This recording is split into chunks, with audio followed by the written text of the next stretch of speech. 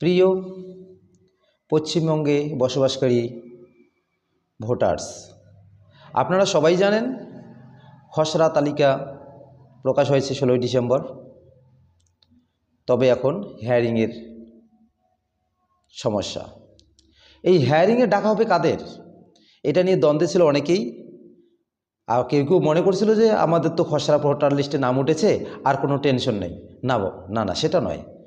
যাদের খসড়া লিস্টে নাম উঠেছে তাদেরই টেনশন, আর যারা বাতিল পড়েছে প্রায় 58 লক্ষর মতো, তাদের তো কোনো টেনশনই নেই।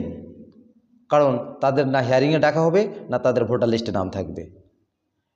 এই 58 লক্ষের মধ্যে আছে শিফটেড, আছে ডেথ, ডুপ্লিকেট ভোটার, আর বিভিন্ন কারণবশত হয়তো বাদ পড়ে গেছে, তারা আছে। তবে হ্যাঁ, একটা সুখবর আছে, ওটা পরে বলছি। কাদের ডাকা হবে সেটাই মেন বিষয়।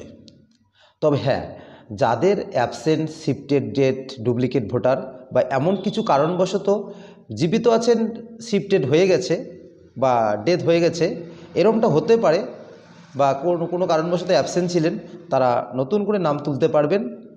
তবে তাদের জন্য ফর্ম 6 এবং অ্যানেক্সার 4 ফিল আপ করে বিএলওকে জমা দিতে হবে। এবং কেউ বাইরের রাজ্য থেকে আসছেন বা আসতে চান, ভোটার করতে চান, তাদেরকে ওই ফর্ম নম্বর 6 এবং অ্যানেক্সার 4 ফিল আপ করে বিএলওকে জমা দিতে হবে। আর যেটা মূল বিষয় সেটা নিয়ে ফিরে আসি। এবার দেখেন কাদের হিয়ারিংয়ে ডাকা হবে। প্রায় হিয়ারিংয়ে ডাক পাবে প্রায় 1.5 কোটিরও বেশি।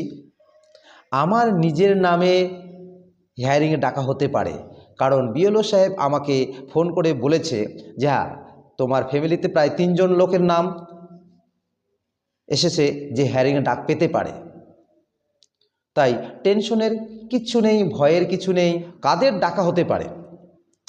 যাদের 1 নম্বর, যাদের 2002 সালে ভোটার লিস্টে নাম ছিল না, যারা কাকা, কাকি, জেঠিমা, দাদা, মামা এদের নাম দিয়ে 2002 সালের ফর্মটুকু ফিল আপ করেছেন, এবং বিএলও অ্যাপে যাদের খুঁজে পাওয়া যাচ্ছিল না, not found case in BLO app,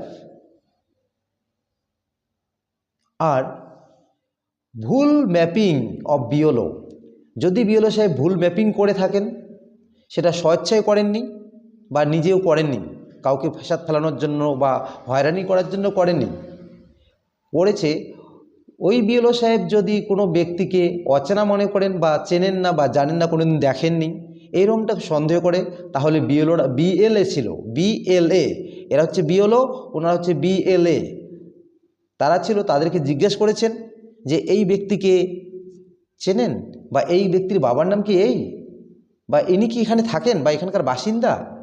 যদি বিএলএ সাহেব উনিও বলে না, ইনি তো এখানে নাই, ইনি তো এখানে থাকেন না বা চিনি না, এনার বাবার নাম তো এই নয়, তখন ভুল ম্যাপিং করেছেন, তাদেরকে মেনলি হিয়ারিংয়ে ডাকা হবে। তাহলে বুঝতে পারলেন কাদেরকে ডাকা হবে হিয়ারিংয়ে?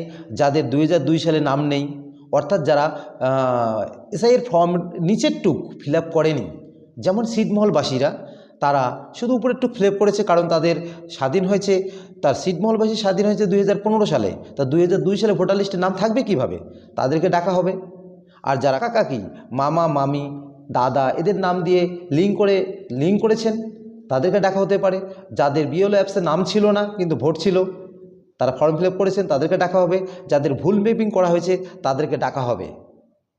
এই মেনলি এদেরকেই ডাকা হবে। মধ্যে খুশির খবর যেটা বললাম, লজিক্যাল ডিসক্রিপেন্সি, যেমন কি নাম মিসমাস, বাবার নাম মিসমাস, অর্থাৎ বাবার নাম বা আত্মীয় যাকে দেখানো হয়েছে তার নামের সঙ্গে এখন নাম মিলছে না।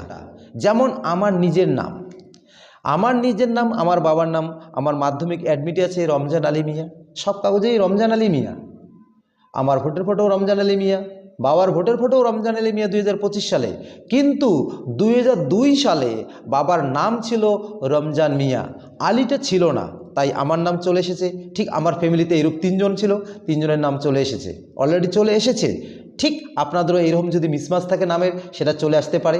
এবং সেই নামটা যে বললাম যে একটা সুখবর আছে, যাদের বাবার নাম বা কারো আত্মীয় ধরনের নাম মিসমাচ বা টাইটেল মিসমাচ মিয়া এইরকম যদি ভুলটাল থাকে, এটা জন্য কোনো টেনশন নেই।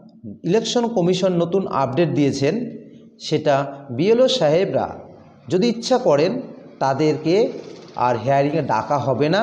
সেই তাদের ডকুমেন্ট আপলোড করেই উনি আপলোড করে দেবেন, বাস তার কাজ শেষ, তাদের কোনো টেনশন নেই। এরকম নাম আছে মিসম্যাচ প্রায় 32 লক্ষ। হ্যাঁ, এদের মধ্যে আবার কতগুলো আছে, যেমন এজ ডিফারেন্স, প্যারেন্টস, বাবা মায়ের বয়স আর ছেলের বয়সের যদি ফারাকটা অনেক দূর হয়ে যায়, হতে পারে বাবার বয়স হচ্ছে 60 বছর, ছেলের বয়স হচ্ছে 50 বছর, এরকম হতে পারে। বা কোনো কারণবশত বাবার বয়স হচ্ছে ছেলের বয়স বেশি হয়েছে, ভুলবশত উঠেছে, তাদেরকে ডাকা হতে পারে। এবার প্রজেনি, অর্থাৎ প্রজেনি ওভার 6 নাম্বার, অর্থাৎ বলছে কোনো পরিবারে 6 জনের বেশি সন্তান থাকলে তাদেরকেও ডাকতে পারে।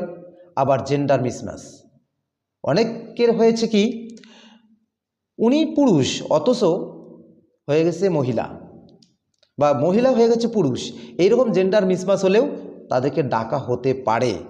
আর একটা ধরনের ডাকা হতে পারে যাদের বয়স প্রায় 45 বা 50 বা এইরকম আশেপাশেই, কিন্তু তাদের এখনও 2002 সালের নাম ওঠেনি। কী কারণে ওঠেনি, সেই অজুহাতে তাদেরকে ডাকা হতে পারে, অর্থাৎ তাদের নামে নোটিশ জারি হতে পারে। তাদেরকে বিভিন্ন অফিসে, সরকারি অফিসে এই কাজগুলো হবে, টেনশনের কোনো প্রশ্ন নেই বা ঘাবড়ানোর কোনো ব্যাপারে নেই। কারণ আমরা যে 14টা ডকুমেন্ট দিয়েছে, সেই 14টা ডকুমেন্টের মধ্যে যে কোনো একটা ডকুমেন্ট যদি আমরা দেখাতে পারি, সেটা মাধ্যমিকের মার্কশিট হতে পারে, জন্ম সার্টিফিকেট হতে পারে, এসসি সার্টিফিকেট, ওবিসি সার্টিফিকেট, বা জমির কাগজ, বা কোনো কারেন্টের বিল, বা কোনো পাসবুক, বা ব্যাংকের অ্যাকাউন্ট ইত্যাদি বিভিন্ন ধরনের যে ডকুমেন্টগুলো আছে, যে কোনো একটা ডকুমেন্ট হলেই আপনারা ছাড় পেয়ে যাবেন, আপনাদের নাগরিকত্ব কখনোই কিছু হবে না। তাই ভয়ের কিচ্ছুই নেই ভাই, সবারই নাম থাকবে, টেনশন করবেন না। শুধু হ্যাঁ, একটু হয়রানি হতে হবে। আবার আপনাদের কাগজ রেডি রাখবেন, বিএলওরা বাড়ি বাড়ি যাবে এবং গিয়ে আপনাদের নোটিশ জারি করবে, অলরেডি শুরু হয়ে গেছে। তাই আপনারাও রেডি হন, কাগজ রেডি করবেন এবং সময় মতো জমা দেবেন, আপনার নাম থাকবে। সবাই ভালো থাকবেন, সুস্থ থাকবেন, ভালোভাবে কাগজ রেডি করেন এবং সমস্যার কিছু নেই, ভয়েরও কিছু নেই, সবারই নাম থাকবে 100%। এটা বুক ফুলে বলতে পারি, কারণ আমরা ভারতীয়, আমরা অবৈধ নই বা বাইরে থেকে এসে নিই, আমার জন্মস্থান ভারতবর্ষ, তাই আমরা ভারতের মধ্যেই থাকব, আমাদের নাগরিকত্ব টিকবেই টিকবেই টিকবে। সবাই ভিডিওটি পারলে শেয়ার করবেন। সবাইকে আরেকবার আন্তরিক শুভেচ্ছা ও ভালোবাসা জানিয়ে আমি ভিডিও শেষ করছি।